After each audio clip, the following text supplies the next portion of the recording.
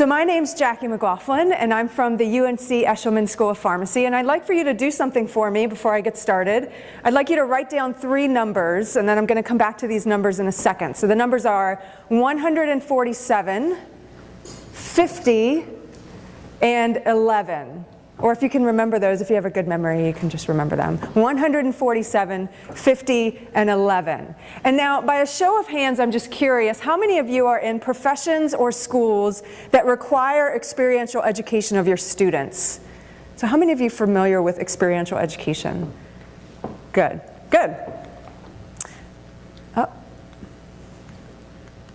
Okay, so let me tell you a little bit about experiential education and our new curriculum. We just launched, as you may know, a new curriculum in August of 2015. So we just finished our 2nd year of our transformed curriculum.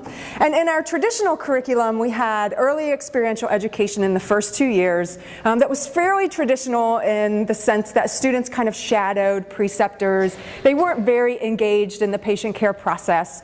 And as part of our new curriculum, we really embraced what we're calling early immersion, which involves direct patient care, engaged students, really learning on the front lines about patient care. And prior to launching our new curriculum, we actually did a number of pilot studies at individual sites where we implemented these types of curricula where students were really engaged in patient care. We looked at things like organizational readiness. We wanted to know what the barriers were to implementing these kinds of things, what the drivers were.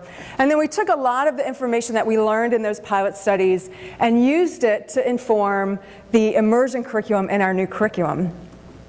And it might be worth noting that about 40% of our new curriculum in the Doctor of Pharmacy program is experiential education, right? And 60% of the time the students are actually at our school residentially learning in our classroom. So 40% of the time we're sending our students out into real-world sites to learn about patient care. And so this is a small piece of a much larger study around early immersion. So I'm just going to talk a little bit about Fidelity, right, and what that means for us and what we're doing with that work. So we have developed a curriculum in which we're asking our sites to engage students in 11 different types of direct patient care activities, right? And so for us, we think that Fidelity is important for understanding the extent to which students are having the opportunity to learn, right? So are they engaging in those things or not? It's important for us to know from a school perspective, if sites aren't able to give students those opportunities, we might need to change our residential curriculum to make sure that students get those. It's important for identifying training for sites, so partnering with the preceptors and the healthcare systems and the community pharmacies to make sure they're able to help our students learn the things they need to learn.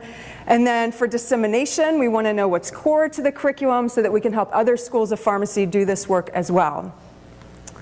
So I'm not going to spend a lot of time on the data, but we had 147 students go out in our first immersion experience. It was an 8-week experience. They went to 50 sites across the state of North Carolina, and we asked those sites to engage our students in 11 very specific direct patient care experiences.